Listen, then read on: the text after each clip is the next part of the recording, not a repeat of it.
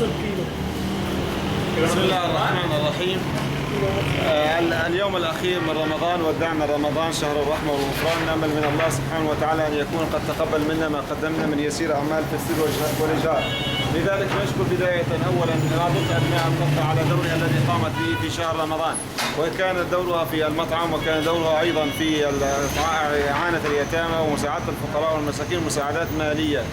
والمطبخ الحمد لله قائم من أول يوم من رمضان إلى هذا اليوم.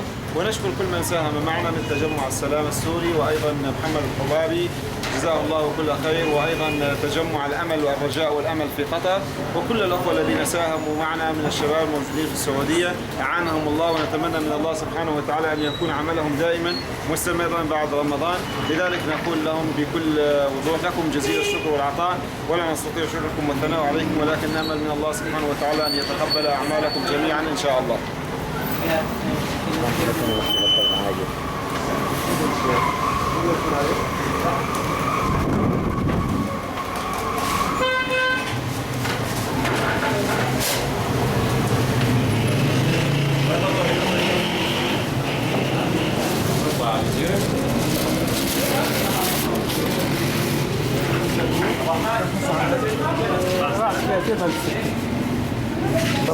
طبعا نشرب هذا التوزيع اليوم.